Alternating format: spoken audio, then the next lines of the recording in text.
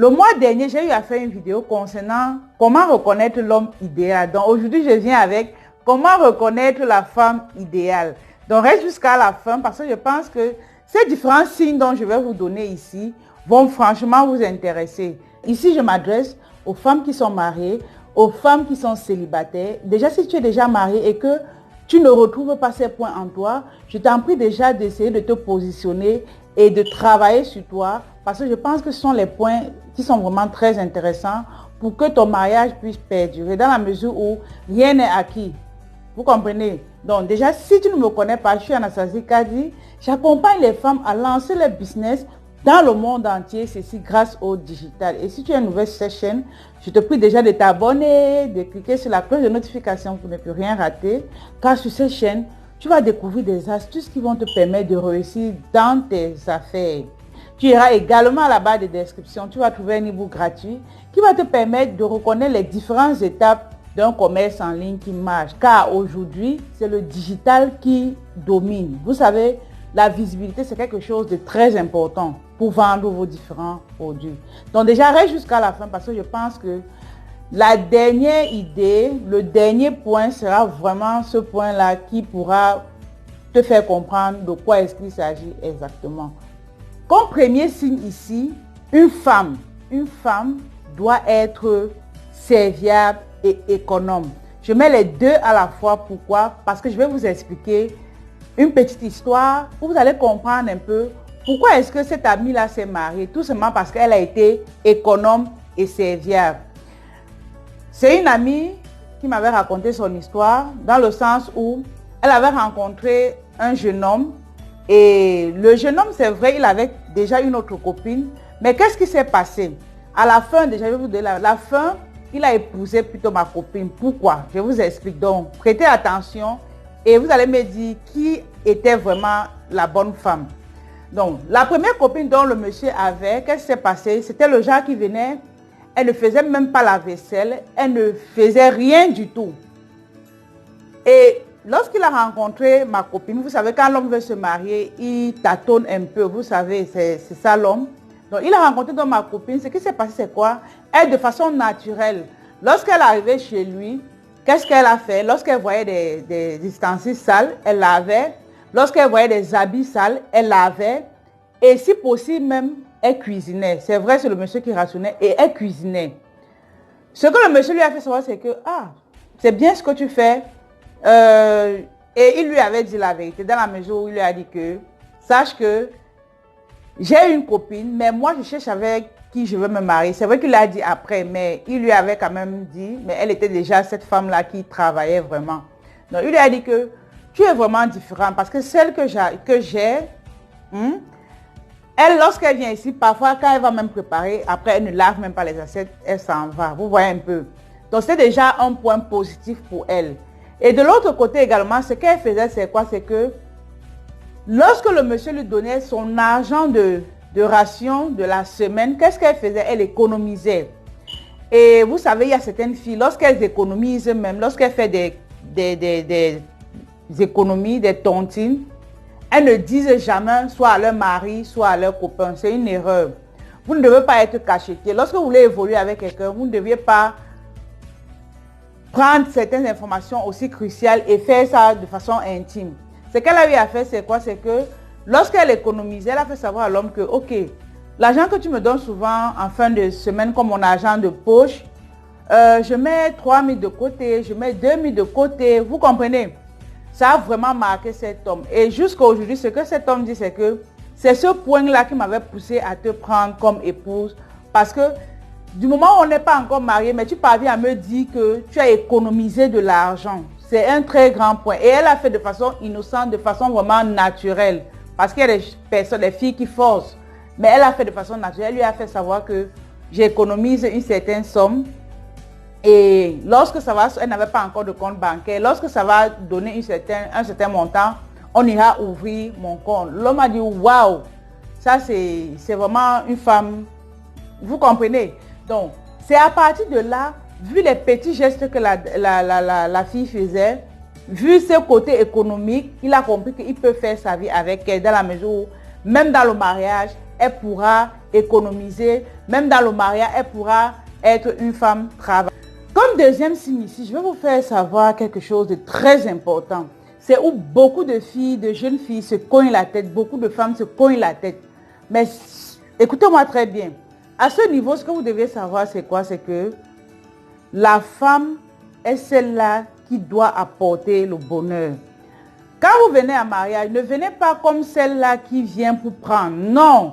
Si vous venez à l'intention de que, parce qu'il y a beaucoup de filles, je vais me marier pour être heureuse. Non. Quand tu viens, c'est toi qui apportes le bonheur dans ton foyer. Je vais vous expliquer ici comment est-ce que vous deviez procéder. Ça veut dire que quand vous venez dans le mariage, ne venez pas comme celle qui doit toujours attendre le je t'aime venant de l'homme. Vous-même également, est-ce que vous dites le je t'aime? Laissez-moi vous dire que l'amour, le cinéma, les novellas que vous voyez, c'est pas ça le vrai amour. Vous allez voir, l'homme est toujours en train de cajoler la femme. Moi, j'appelle souvent ça aussi parfois, des gigolos. Mais le vrai homme est celui-là qui se manifeste par ses actes. Surtout en Afrique. Le vrai homme est celui-là qui se manifeste par ses actes. Vous n'allez pas toujours attendre d'un homme, celui-là qui va tout vous donner et vous recevez seulement pour être heureuse. Non. Vous également, vous devez apporter le bonheur à l'autre. Ça veut dire que vous deviez savoir le besoin qu'il veut, qu'il en a besoin. Vous comprenez? Comment est-ce que vous pouvez le servir pour le rendre heureux? Parce que si vous le rendez heureux, lui également en retour, il va vous rendre heureuse. Vous comprenez? Et ça, c'est le fort de la femme. L'homme est tellement orgueilleux qu'il n'aime pas faire le premier pas. Et de ce fait, nous les femmes, nous sommes fragiles. Nous sommes celles-là qui devons apporter de la joie dans la maison. Et de ce fait, nous devions procurer ce bonheur-là. C'est nous qui devons prendre des devants. Et lorsque vous prenez des devants, par conséquent, vous aurez ce retour-là. Je reviens là-dessus parce que les femmes se disent toujours que c'est l'homme qui doit faire, c'est l'homme qui doit faire. Non. C'est toi la femme qui doit d'abord apporter du bonheur et c'est ainsi qu'il va te donner ce bonheur-là. Il y a les femmes, par exemple, le mari va aller au travail, c'est vrai peut-être le matin vous n'allez pas faire son petit déjeuner, mais ce que je veux vous dire c'est quoi? Même si c'est la veille, arrangez-vous à faire son petit paquet qu'il ira au travail avec et qu'il pourra consommer. Vous voyez, ça c'est une astuce que je vous donne, mais les hommes adorent ça. Et ça va éviter également qu'ils réfléchissent étant dehors où est-ce qu'il va aller manger. Et c'est comme ça qu'il va se retrouver avec d'autres femmes. Prenez la peine d'être cette femme-là qui encadre bien son mari. Et vous allez voir le retour. Donc soyez celle-là qui apporte du bonheur à l'autre et non venir prendre du bonheur. Comme troisième signe ici, ce que je vais vous faire savoir, c'est qu'une femme idéale doit être une femme de caractère. Oui. C'est cette femme-là que l'homme ne doit pas tout dire et elle dit oui. Non, parfois aussi tu as tes opinions. Et les hommes aiment ces femmes-là qui ont quelque chose à dire, qui peuvent se placer. Vous vous placez comme ça. Il dit comme ça, tu dis que non, je pense que ça peut être comme ça. Oui, c'est ça une femme de caractère. Cette femme également, financièrement indépendante. Vous devez aussi être ce genre de femme. Sur cette chaîne, je cesse de parler de que les femmes, vous deviez être indépendantes.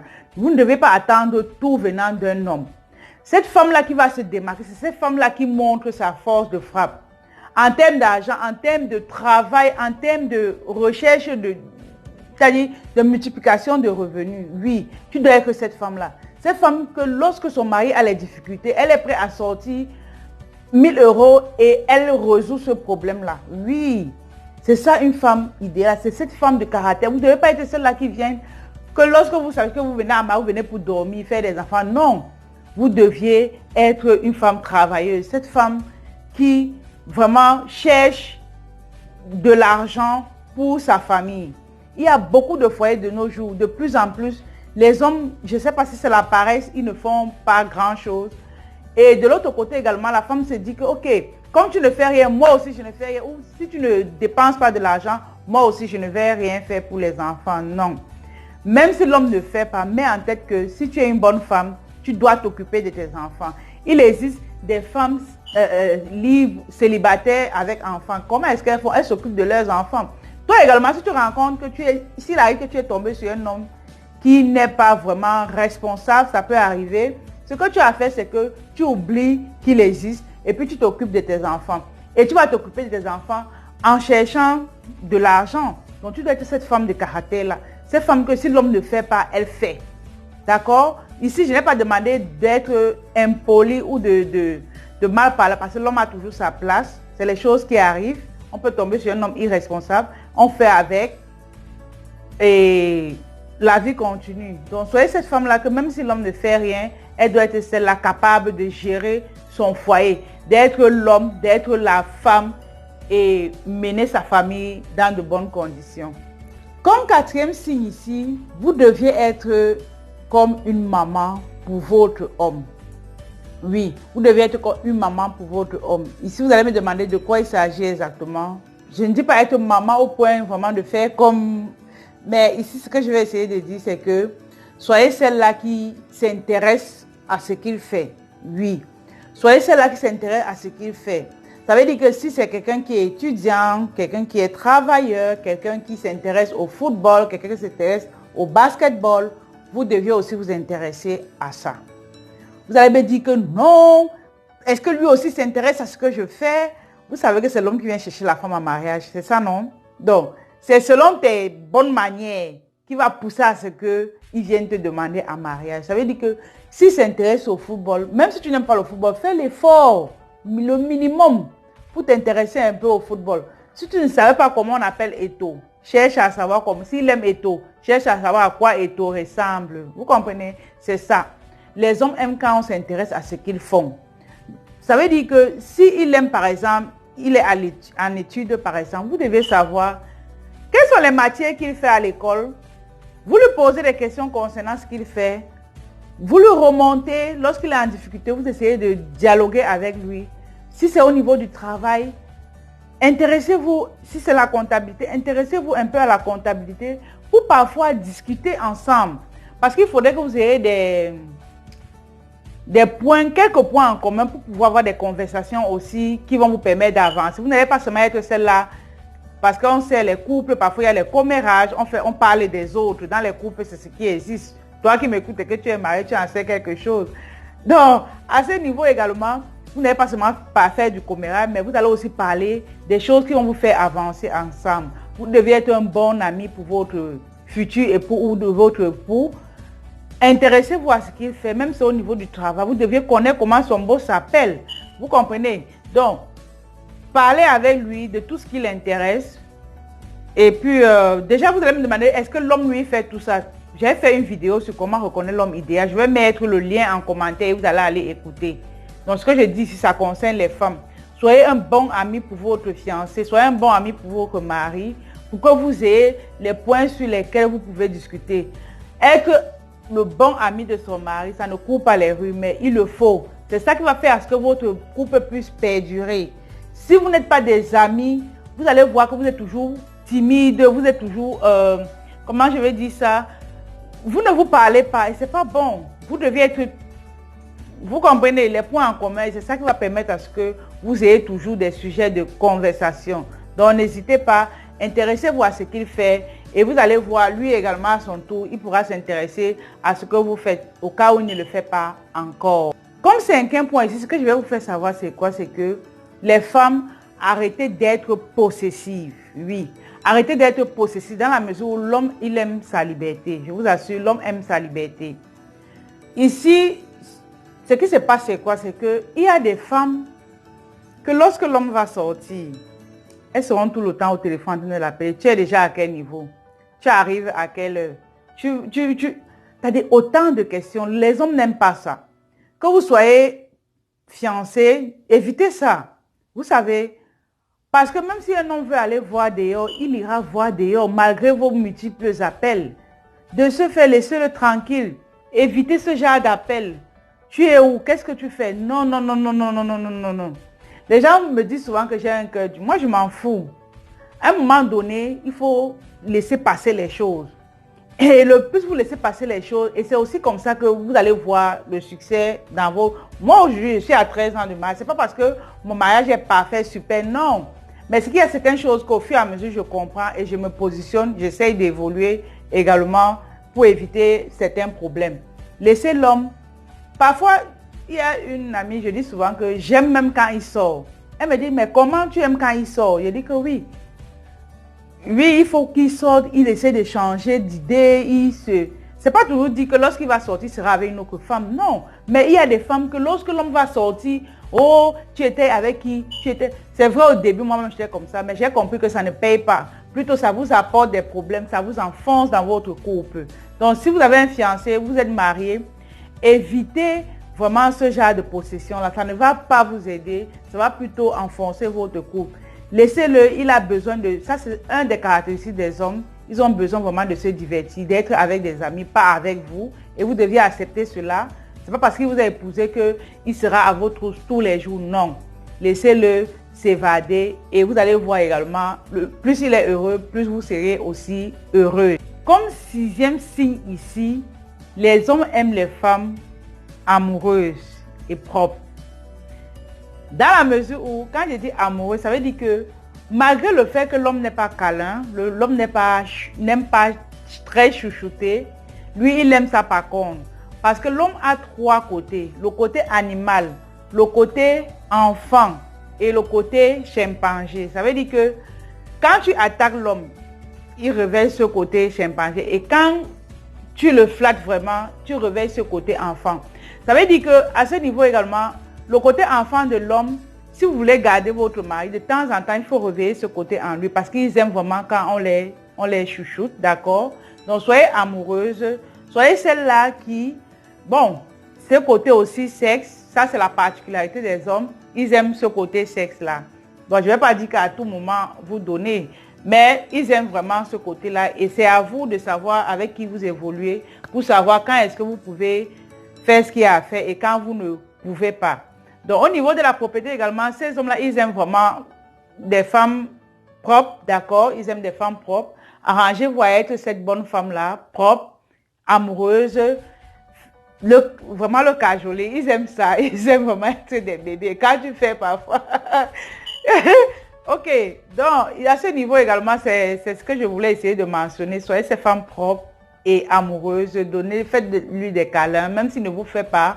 Vous prenez la peine de le faire. C'est vrai que nous, les femmes, nous aimons ce côté, mais les hommes, surtout africains, ils ne sont pas très câlins. Mais vous, par contre, essayez de faire ça pour essayer de remonter ce côté enfant en lui. Et vous allez voir, il y aura toujours la paix dans votre foyer. Comme 7e point ici, vous devez être gentil et maternel. Oui, gentil et maternel. La gentillesse ici, je parle de quoi? Vous devez être cette femme gentille. Ça veut dire que si vous avez une belle famille, vous êtes fiancé, vous connaissez votre belle famille, d'accord? Vous devez vous intéresser quand même à eux. Parce qu'en Afrique, on dit que lorsque vous venez en mariage, vous n'avez pas épousé une seule personne, vous avez épousé toute la famille. Il ne faut pas vraiment entrer en eux. Mais intéressez-vous quand même à eux. Les gens aiment ça. Ils aiment quand vous dites, bon, j'étais chez tel hier, j'ai rencontré tel hier, j'ai appelé tel autre hier, son frère. Ils aiment ça. Donc, si vous êtes cette femme-là qui négligez votre belle famille, c'est vrai, il y a les belles familles qui dérangent, mais ce n'est pas toutes les belles familles qui dérangent. Malgré leur mauvais côté, s'ils ont un mauvais côté, prenez la peine de vous intéresser quand même à eux. Pas à tout le monde, mais choisissez 1 ou 2 personnes dont vous allez vous intéresser à eux. C'est ainsi que lui aussi, par contre, il va vous aimer. Cette femme-là n'est pas celle-là qui dit que je m'en fous de la belle famille, je m'en fous des belles, mais non, ce n'est pas un bon langage. Vous-même, vous êtes, en tant que femme, vous êtes belle famille quelque part. Et si on vous parle aussi de la sorte, est-ce que vous allez considérer cela? Vous n'allez pas bien prendre. Donc, vous êtes aussi belle famille. Donc, prenez la peine de bien considérer les autres. Et vraiment, vous allez voir, votre couple sera toujours dans la joie.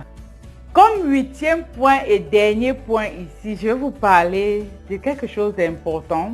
Les femmes simplifient ce côté, mais les hommes adorent ça. Les hommes adorent ça, vous comprenez. Donc, une femme idéale, une femme qui veut vraiment faire perdurer son foyer, qui veut vraiment faire perdurer ses fiançailles, elle doit faire des cadeaux à son fiancé ou à son mari, oui.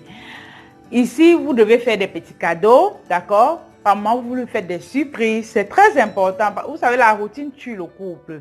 Et comme la routine tue le couple, c'est à travers ces petits gestes-là qu'il va reconnaître encore vos premiers moments, qui va reconnaître encore, ah, cette femme, elle est vraiment celle que je veux, vous comprenez?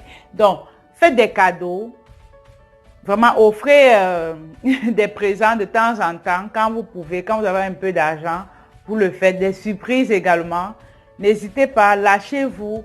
Vraiment, les gens aiment ce côté jeu-là, c'est très important. Donc, pour revenir au point, dans un point dont je cité plus haut, soyez des femmes travailleuses, soyez des femmes indépendantes financièrement. Et si tu souhaites être indépendant financièrement, tu n'as aucune idée business. Nous avons des produits tels que les mèches, comme vous voyez là, et des gaines que nous revendons en gros. Vous pouvez essayer de nous contacter pour que nous travaillions ensemble.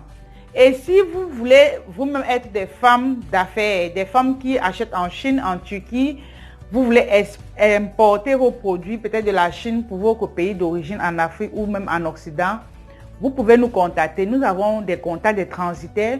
Nous avons également des formations sur le e-commerce, comment travailler sa visibilité en ligne, comment développer une activité en ligne. Et vous allez voir, avec tous ces caractéristiques-là, tous ces signes-là, ajoutez encore à être une femme financièrement indépendante, vous allez voir, l'homme va tomber amoureux de vous et le mariage ne serait qu'une question de temps.